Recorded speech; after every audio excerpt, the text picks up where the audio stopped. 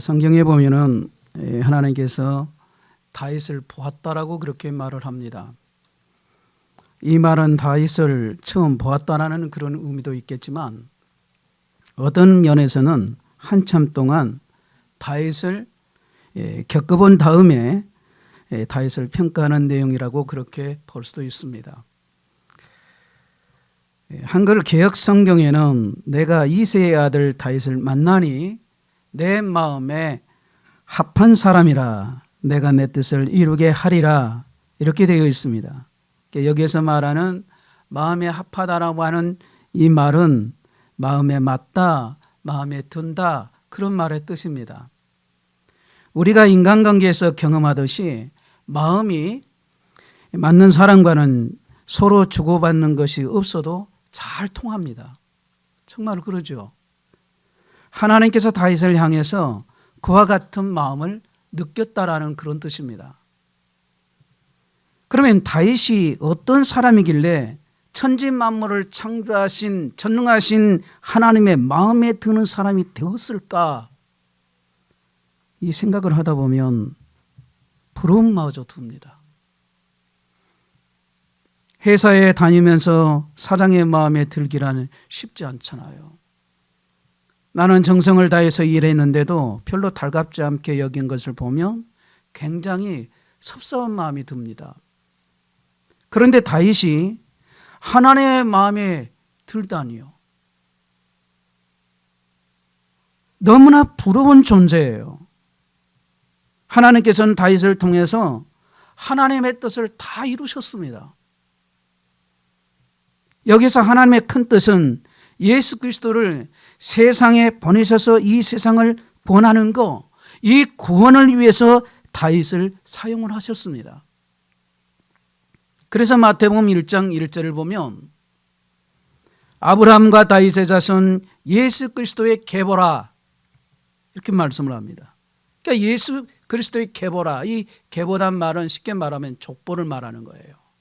그러니까 예수님의 족보를 얘기하면서 아브라함을 들고 그 다음에는 다윗을 들었습니다. 3000년 이상 되는 구약의 긴 역사를 통해서 예수님의 혈통이 이어져 내려왔는데 그 혈통에 관계되는 모든 사람을 제외하고 오직 아브라함과 다윗의 자손이라고만 언급을 합니다. 즉 다윗이 예수께서 세상에 오신 길을 닦아 놓았는데 결정적인 역할을 했다라는 거죠. 하나님께서 다윗을 사용하셨습니다. 그가 자신의 마음에 드는 사람이었기 때문에. 그가 누구예요? 하나님이시죠. 우리는 다윗까지 될 수는 없습니다. 다윗은 다윗이고 우리는 우리입니다. 다윗이 한 일을 우리가 대신할 수 있는 것도 아닙니다. 하나님께서 다윗에게만 특별히 맡기신 일이 있습니다. 그러나 다윗을 보면서 한 가지 욕심은 낼 수가 있더라고요. 함께 할까요? 나도 다윗처럼. 그러니까 하나님 마음에 그 하나님 마음에 맞는 사람 되고 싶다. 그러니까 이런 소원은 성경을 읽으면서 우리가 가져야 할 마음이에요. 이 세상에 존재하는 모든 것에는 목적이 있고 방향이 있고 창조자 하나님의 뜻과 비전과 그 의도가 그 안에 다 담겨 있습니다. 이것이 성경적 가치관이에요. 하나님은 분명한 목적을 가지고 지금도 이 세상을 다스리신 분이에요. 하나님이 어떤 사람을 세우실 때 가지신 분명한 원칙과 기준도 분명히 있습니다. 그러나 동시에 하나님이 어떤 사람을 폐하실 때 가지고 계신 분명한 원칙과 기준이 있단 말입니다. 그래서 성경을 보면 사울 왕도 폐하실 때도 그 이유를 설명하셨던 것처럼 말입니다. 하나님이 분명한 원칙과 기준을 가지고 어떤 전쟁에서는 이기기도 하고 하시지만 어떤 전쟁에서는 피하기도 해요. 저는 오늘 본문의 내용이 하나님이 사람을 세우시고 폐하시는 그 원칙과 기준이 가장 잘 담겨 있다고 생각을 해요. 하나님은 어린 다윗을 보셨습니다. 그리고 그를 선택하셔서 그에게 기름 부으시고 그를 이스라엘의 왕으로 세우십니다. 내가 이새의 아들을 다윗을 만나니 내 마음에 맞는 사람이라. 내 마음에 맞는다, 이 말은 마음에 든다는 말이죠. 하나님께서 다윗을 향해서 그와 같은 마음을 느꼈다는 거예요. 도대체 다윗이 어떤 사람이길래, 다시 반복합니다, 천지 만물을 창조하신 하나님의 마음에 드는 사람이 될 수 있을까? 여러분, 어린 다윗이 그 무엇이 하나님의 마음을 그렇게 사로잡혔을까요? 하나님이 다윗, 너 내 마음에 든다, 너 내 마음에 맞다, 그렇게 하셨을까? 도대체 이 다윗의 무엇이 그렇게 하나님을 기쁘시게 할 수 있었을까요? 하나님은 언제, 그리고 왜 다윗을 이스라엘 왕으로 결정하셨을까요? 언제 있는가? 왜 그랬는가? 이 질문에 대한 답이 담겨져 있는 말씀이 바로 시편 78편 말씀이에요. 우리가 읽었던 말씀 70절, 71절 보시면은 하나님이 다윗, 언제 다윗을 이스라엘 왕으로 결정하셨는지를 언급한 말씀이에요. 우리 한번 읽겠습니다. 70절, 71절 시작. 또 그의 종 다윗을 택하시되 양의 우리에서 취하시며 젖 양을 지키는 중에서 그를 이끌어내사 그의 백성인 야곱, 그의 소유는 이스라엘을 기르게 하셨더니. 아멘. 그러니까 하나님은 언제 다윗을 이스라엘 왕으로 선택하시고 결정하셨습니까? 양칠 때. 들판에서 양칠 때예요.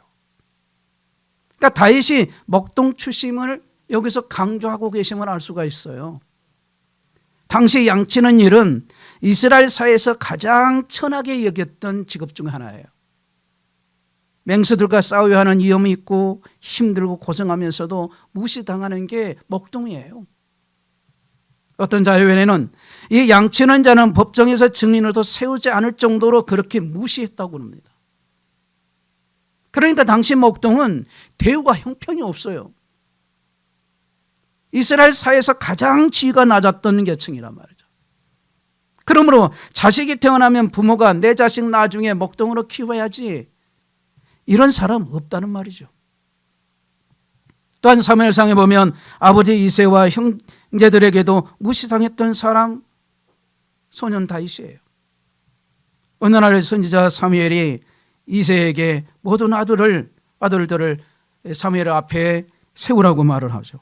그래서 아버지 이새가 그의 모든 아들들을 다 불렀습니다. 그리고 다 왔다고 얘기를 해요. 그런데 사무엘에 봤는데 하나님이 찾으시는 사람이 그 중에 없어요. 용모도 뛰어나고 하는 것을 다 보고 저 사람이, 저 아들이 되겠다 싶은데 하나님은 아니라고 그래요. 그래서 사무엘이 또 묻습니다.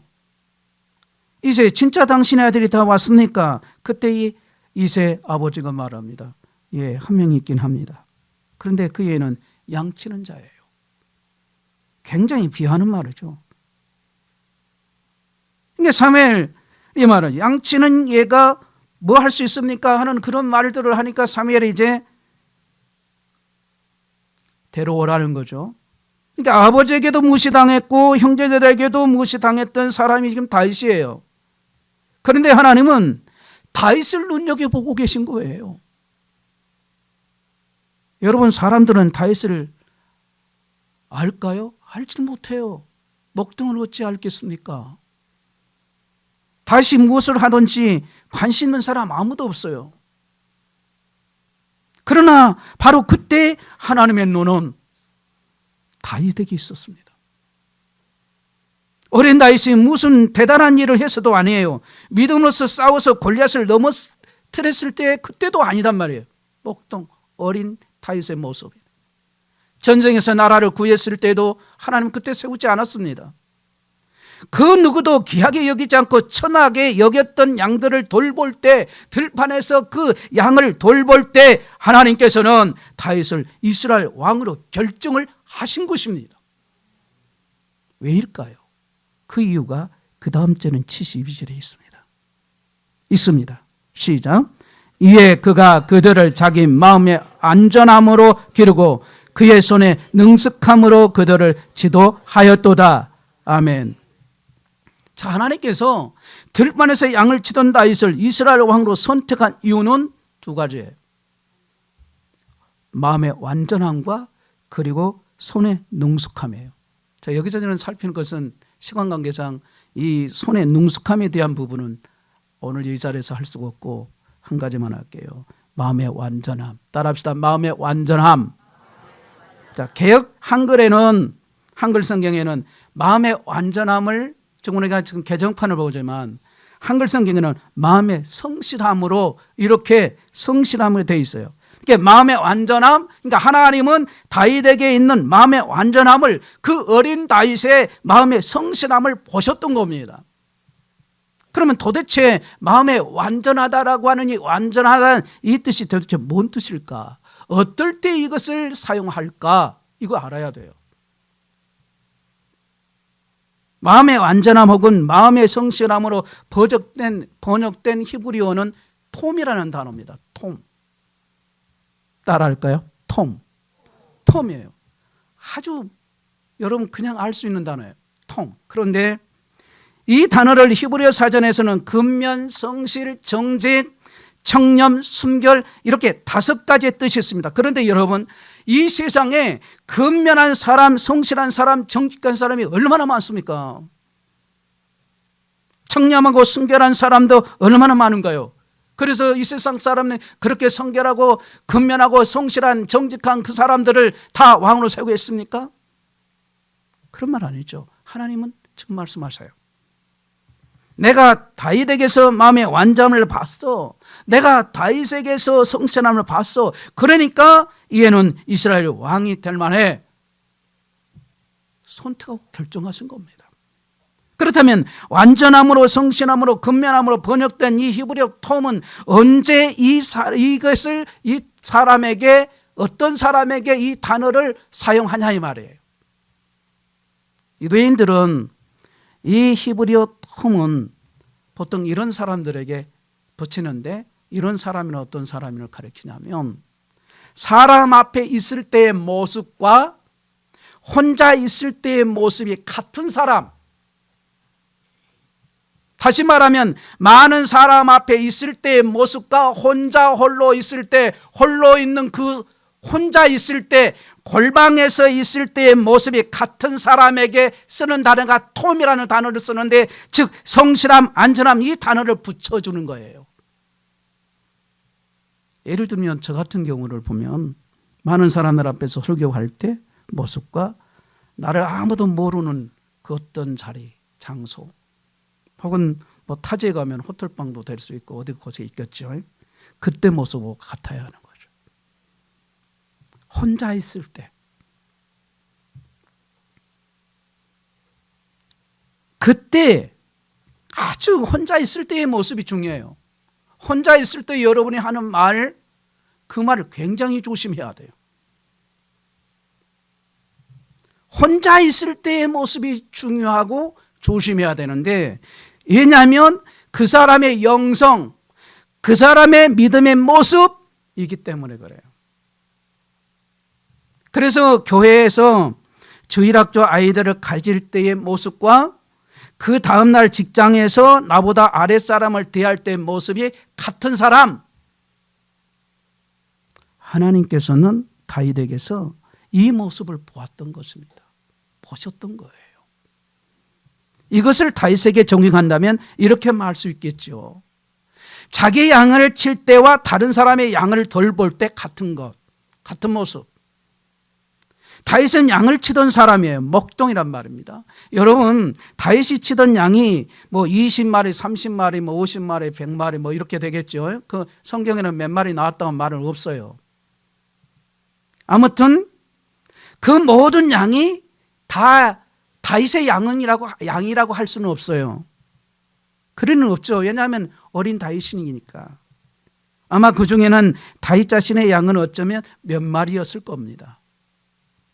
대부분 아버지 양이고 형들의 양이고 어쩌면 또 이웃 사람들의 양일 수도 있단 말입니다.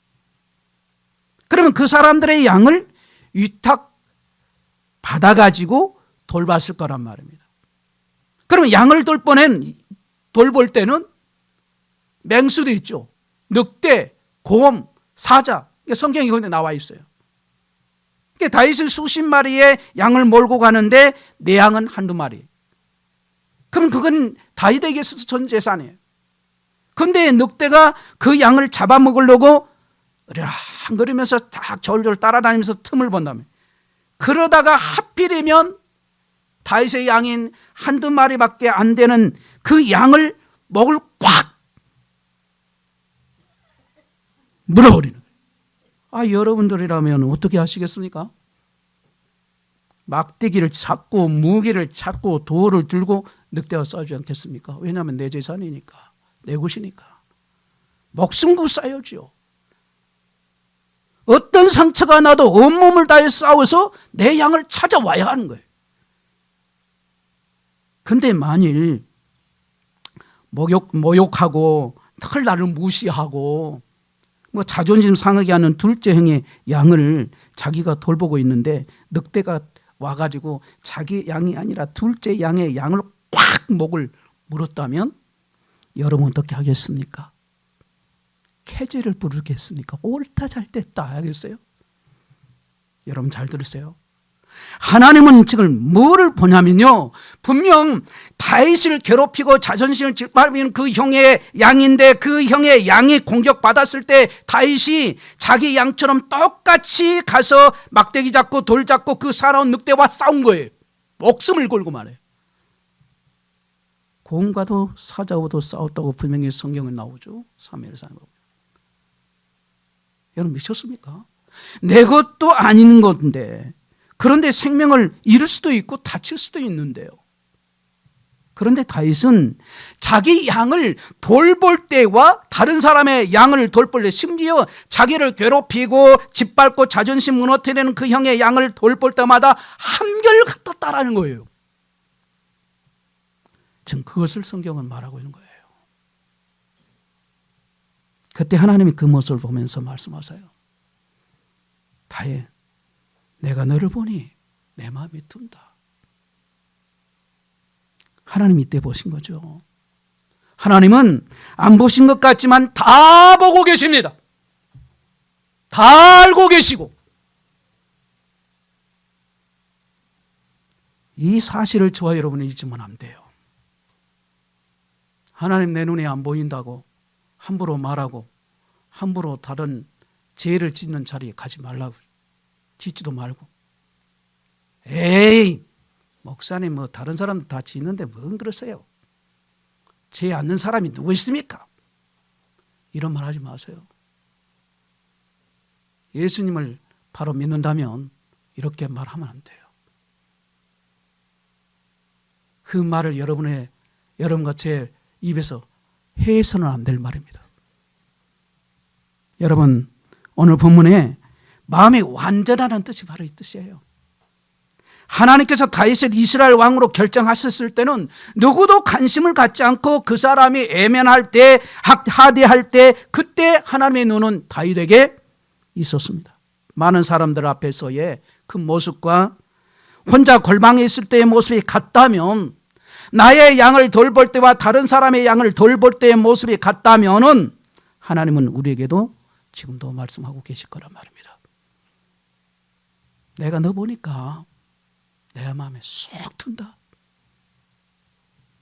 여러분, 내 돈 쓸 때와 회삿돈 돈 쓸 때 같아야 돼요. 내 돈 귀할 줄 알면 회삿돈 귀할 줄 알아야 돼요. 이거 쉽지 않잖아요. 교회에서 아이들 대할 때 모습과 직장에서 내 아랫사람 대할 때 모습 달라지면 안 됩니다. 믿음의 사람은 그런 모습 가지면 안 돼요. 많은 사람들이 앞에서의 모습과 골방에 있을 때의 모습 달라지면 안 된단 말입니다. 표정들은 된다는 표정 같네요. 안 된다니까요. 누가 오늘 이런 마음의 소원을 가지겠습니까? 하나님, 나에게 다윗과 같은 이 마음을 허락해 주옵소서. 많은 사람 앞에서와 혼자 골방에 있을 때의 모습에 갖게 해 주시옵소서. 다윗은 일평생 하나님 앞에 살았던 사람이에요. 하나님 눈앞에 살았던 사람이에요. 제가 이렇게 말하면 앉아서 뭔 생각을 하냐면, 우리 아의 아내 밧세바를 범했는데 뭔 목사님 그런 소리 하시오. 또 이렇게 앉아서 엉뚱한 생각하고 있는 거죠. 하여간 사단은 묘해요. 딴 생각하지 말고 말씀을 잘 들으세요. 다윗은 30세에 헤브론에서 이스라엘 왕이 되죠. 또 언제 몇 살에 사무엘을 통해서 기름 부음 받았는지 성경에는 정확히 나오지는 않습니다. 근데 아마 대부분 성경학자들 말하는 것은 10대 중반쯤일 거라 이렇게 추측을 해요. 제가 가지고 있는 주석에 보니까 12살에서 16살까지 표현이 되어 있는데 그건 확실치 않아요.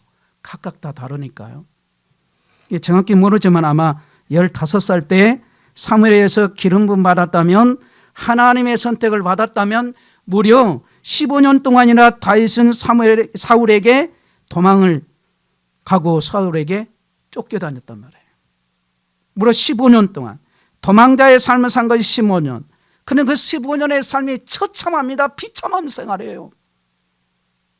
블레셋 가드로, 아둘람 굴로, 모압 땅 미스베로, 그릴라 땅으로, 광야는 여러분 알다시피 항무지예요. 사람이 전혀 살 수 없는 발이 푹푹 빠지는 사막도 있고 그러지 않는 부분도 있고 푹푹 빠지는 늪도 있고, 기슭광야 하길라산으로 도망가요. 그것도 여의치 않아서 마운광야로, 그것도 여의치 않자 엔게디 굴로 도망갑니다. 그것도 여의치 않자 성경에 딱 한 번 나오는 이스라엘 국경 남쪽 저 밑에 쪽에 있는 바람 광야까지 도망갔다가 다시 돌아와요. 수없이 도망을 다닙니다. 그 처참한 삶, 그 비참한 삶. 여러분, 다윗은 하나님에게 하나님 나 왕을 시켜주십시오 그렇게 기도한 적이 단 한 번도 없습니다. 다윗이 이렇게 말할 수 있지 않습니까? 하나님 내가 언제 왕 시켜달라고 말했습니까? 선택해놓고 나를 기름 부어놓고 내가 왜 이 고생을 당해야 합니까? 라고 충분히 말할 수 있는 사항이에요. 잘못도 없는데 도망 다니고 피해 다니고 말이죠. 피난 가린다 말이죠. 근데 그 15년의 기간 동안에 다윗은 자기를 죽이려고 하는 그 사울 왕을 죽일 수 있는 완벽한 기회를 얻습니다. 그러나 이 원수를 죽일 수 있는 절호의 기회를 여호와의 말씀을 붙잡음으로 이겨요. 자신의 원수 갚는 것보다 더 중요한 것은 하나님 말씀을 지키는 것이라. 한 발짝 더 보면 그것만이 아니에요. 그건 당연한 거지만 이것을 뛰어넘어서 원수를 사랑하는 모습을 보여주는 거예요. 정말 이 모습이 너무 감동이 돼요. 이렇게 살아야겠죠. 도전도 되고요. 그러니까 사울을 제거할 수 있는 완벽한 기회. 근데 어떻게 하는지 아세요? 다윗은 사울을 해하지 않습니다. 해치질 않아요. 사울의 목만 베면 이 도망가는 삶, 처참한 삶, 이 비참한 삶을 한 번에 끝낼 수 있는데 말이에요. 그런데 다윗은 끝까지 사울에게 손을 대지 않습니다. 왜냐? 사울을 세우신 분이 누구예요? 하나님이시기 때문에. 사울을 이스라엘 왕으로 삼으신 분은 하나님이시기 때문에. 여러분 그렇습니다. 다윗이 사울을 죽이면 세우신 하나님을 무시하는 되게 되는 거예요. 사울이 언제부터 이스라엘 왕이 돼서 언제부터 이스라엘을 다스리는지 결정하셨던 분이 누구냐 말이에요. 바로 세우신 분이 누구냐 말이에요. 하나님이시단 말이죠. 여러분 이 부분을 저는 개인적으로 뭔 생각하면 교회에서 우리 직분자들에게 하나님 직분 주실 때 목사님 제가 준 것처럼, 그러니까 그들의 입에서 안 맡으려고 했는데 하지 않으려고 했는데 이런 말을 하는 거예요. 하나님 듣고 어떻게 하시겠어요? 그런 말을 하지 마세요. 절대 여러분 입에서 하지 마세요. 사라질지어다. 절대 하면 안 돼요. 하나님 맡기신 직분 주신 분은 하나님이시기에 내가 그 자리를 지켜야겠다. 부족하신 나를 세우신 것에 대해서 감사하고 그 직분을 감당하려고 기도하고 그렇게 삶을 살아야 하는 것이 정상적인 신앙이고 정상적인 믿음의 삶이에요. 힘들어도 여러분 입에서 헛된 소리 하지 말란 말이에요. 네. 왜냐? 제가 그런 소리를 많이 들었기 때문에 그래요. 저도 옛날에 그럴 때가 있었으니까. 알고는 깨닫는 것은 안 해요. 하나님이 주신 것, 하나님 주신 직분을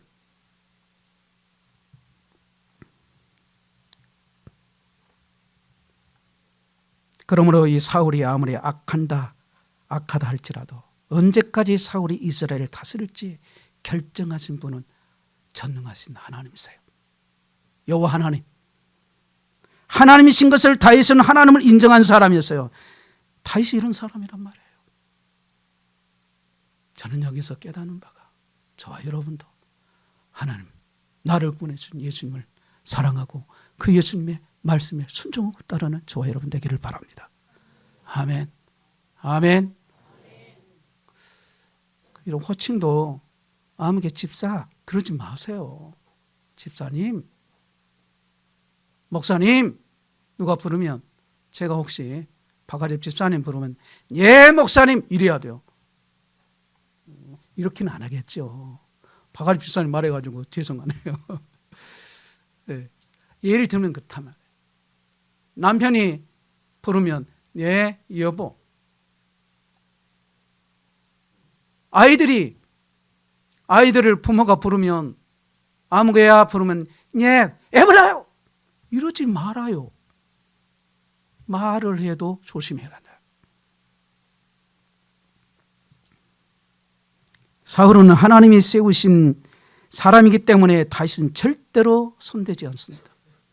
만일 다윗이 사울을 제거하는 순간, 사울에게 칼을 대는 순간 다윗은 사울이 됩니다. 다윗이 그 15년의 도망자의 삶 동안에 사울과 싸우는 게 아니라 스스로 자기 자신이 하나님 되기 않고 하나님이 나의 주인이시니까 주인 대신 하나님을 의지하고 살기 위해서 그 내면에는 자신과 싸운 거예요. 칼만 뽑으면 사울을 죽일 수 있어요. 사울을 제거하는 게 한 번에 끝낼 수 있습니다. 그러나 다윗에게 어려운 게 뭔지 아세요? 사울을 피해 도망다닌 거 알죠? 도망다닌 거. 제거하는 게 훨씬 쉬워요. 그럼에도 불구하고 다윗이 사울을 피해 도망다니기로 결정한 이유는 뭔가요? 사울이 되지 않기 위해서예요. 이겁니다. 사울을 죽이는 순간 다윗은 사울이 되는 거예요.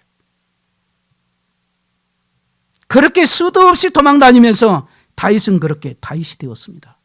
여러분, 저와 여러분들도 어떤 일을 통해서 내 믿음이 커지고 내가 믿음의 사람이 되어가고 있음에 하나님께 감사드릴 때가 많이 있죠. 여러분 앞에 있는 힘든 사람들을 너무 미워하지 말고 않고 오히려 그를 위해서 축복만 할 수 있다면 그 사람은 진짜 하나님이 사랑하는 사람일 것 같다는 생각해 봐요. 네, 진짜 사람이죠. 인격자요, 영격자라고 표현할 수 있죠. 다윗 안에도 사울의 모습이 있기 때문에 그런 거죠. 그 다윗 안에 있는 사울의 모습을 제거하기 위해 하나님은 다윗 앞에 사울을 두신 겁니다. 그리고 마침내 다윗 안에 있었던 숨겨져 있던 그 사울을 뽑아내자 여러분 그때 비로소 하나님은 다윗을 본격적으로 이스라엘 왕으로 세우십니다. 어느 믿음 좋은 성도님이 있었어요. 근데 이 믿음 좋은 성도님이 어떤 사람과의 관계 속에 있었는데 그 악한 사람과 그 악한 상황에 대해서 끝까지 기도하면서 기도 부탁을 하면서 열심히 기도를 하는 거예요. 믿음으로 선한 싸움을 싸웁니다. 그런데 너무 안타까운 것은 시작은 선한 싸움이었지만 시간이 지나갈수록 괴물과 싸우다 보니까 자기가 괴물되어 가는 거예요. 상대방이 악한 방법을 썼어요. 그래서 처음에는 기도했어요. 올바른 방법으로 하나님 방법으로 그렇게 싸웠어요. 그런데 시간이 지나갈수록 점점점 악한 방법으로 그래서 나중에는 더 악한 방법으로 그 상대방을 짓눌러 버립니다. 괴물과 싸우다가 본인이 괴물 되어버린 거예요. 이런 일이 허다합니다.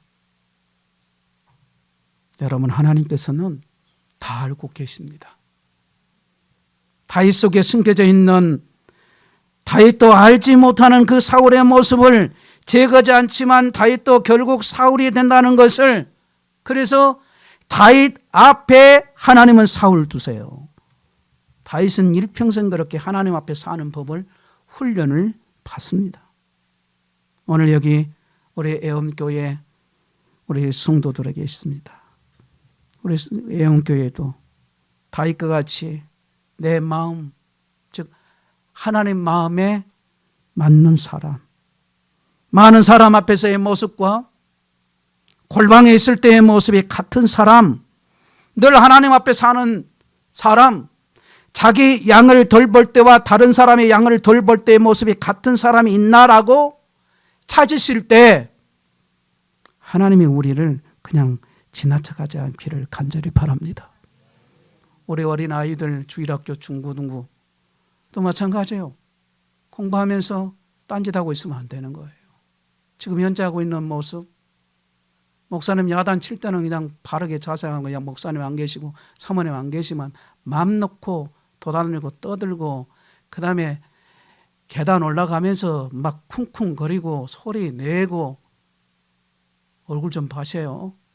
저 좀 봐요. 지금 아이들 얘기했지만 우리 어른들도 예는 아니에요. 지금 예배 드릴 때는 교회에서는 그렇지만 집에 가서 어떻게 하는지는 저는 모르죠. 예. 하나님이 믿을 수 있는 사람 되기를 바랍니다. 하나님은 오늘 그 사람이 우리가 되기를 원해요. 하나님은 지금도 사람을 찾고 계세요. 역대하 19장 9절의 말씀처럼 여호와의 눈은 온 땅을 두루 살피시며 전심으로, 이렇게 말해요. 여호와의 눈은 항상, 여호와의 눈은 온 땅을 두루 살피시며, 그 다음에 다음 절을 딱 보면 전심으로 그렇게 말씀하세요. 그러니까 하나님은 찾고 찾는 자를 지금 찾으시고 계신다는 걸 알 수가 있습니다. 하나님, 내가 주의 마음에 합한 마음에 드는 사람 될 수 있도록 나를 도와주옵소서, 나를 변화시켜 주옵소서. 이 기도가 된단 말이에요. 주의 마음을 기쁘시게 하는 사람 될 수 있도록 나를 도와주옵소서, 나에게 은혜를 베어주옵소서. 여러분 기억하세요. 하나님은 헌금 많이 하는 사람 찾은 게 아니라 하나님이 찾은 사람은 많은 사람 앞에서의 모습과 혼자 은밀히 있을 때의 그 모습을 똑같은 사람을 지금도 찾고 계신단 말이에요.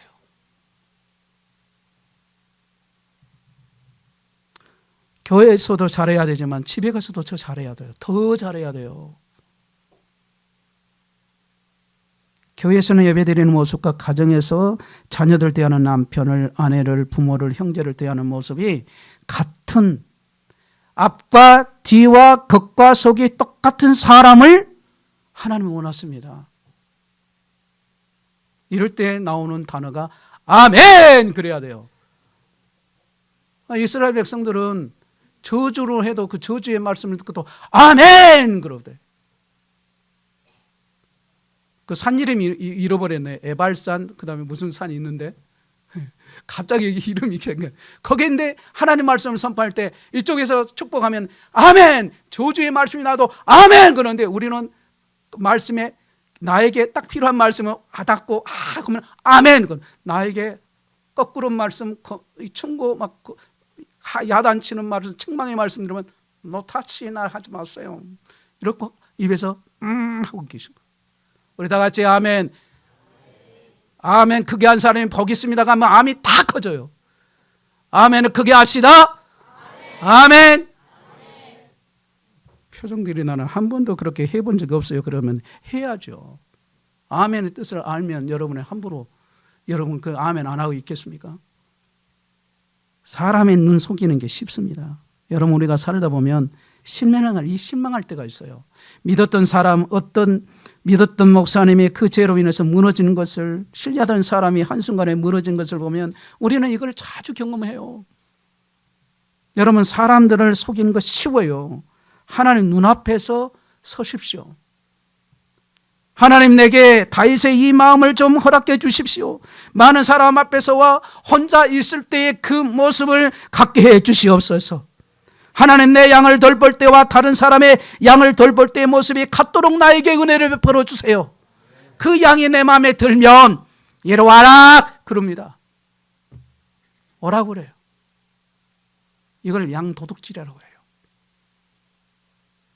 여러분, 내 일할 때와 다른 사람의 일을 할 때 모습은 같도록 하는 게 그 사람이 진짜 믿음의 사람이라 할 수 있어요. 오해하지 마세요. 오해하지 마세요. 이렇게 말하면 나는 믿음 없으니까 지옥 가겠다, 이렇게 생각하지 말라고요. 제가 그 얘기를 하고 있는 게 아니란 말입니다. 믿음의 행함에 있어서 일치하라. 가정도 교회에서 어디서든지 내가 있는 자리에서 부끄러움 없이 진실하게 정직하게 오늘 본문처럼 완전함으로 그렇게 살겠습니다. 이 다짐이, 그게 하나님 기뻐하시는 다짐이란 말이에요. 그 다짐만 하는 게 아니라 삶을 살아가세요. 삶으로 살아내야 그게 내 것이 되는 거예요. 복도 다른 사람한테 주신 것도 나도 복 받겠다, 복 받으려고 한 것은 아니지만 복은 하나님이 주셔봤잖아요. 예? 내 시간 귀하고 내 재정, 내 물질 귀하다면 다른 사람의 시간도 다른 사람의 재정, 그 물질도 동일하게 귀하게 여기는 그 마음을 달라고 기도해야 되죠. 마음대로 자기 쓸 것 다 쓰고 말이죠. 그러지 말라고. 저는 노예를 섬기면서도 노예에서도 그렇고 어디서든지 한 점 부끄러움 없이 그렇게 장담할 수는 없지만 그 살려고 노력해 왔어요. 그러니까 여러분에게도 당당하게 말할 수 있는 거예요. 하나님, 내가 사람 앞에서 살지 않도록 도와주세요. 하나님 눈앞에서 살 수 있도록 도와주세요. 여러분, 우리가 무엇을 원할 때 얼마나 사람 눈에 들려고 노력합니까? 이 사람만 나 도와주면 되는데, 근데 그 도움도 하나님 주셔야 되더라고요. 나중에 보니까 하나님 다스리시고 도와주시고 은혜를 베푸실 때 도움이 찾아와요. 내가 막 도와주려고 막 애걸복걸하지 않아도 하나님이 도움의 손길로 역사하시더란 말이에요. 그렇게 가야지 애걸복걸하고 그러지 말라. 우리 모두는 하나님 눈앞에서 사는 겁니다. 하나님, 내 마음이 그렇게 깨끗할 수 있도록 도와주옵소서.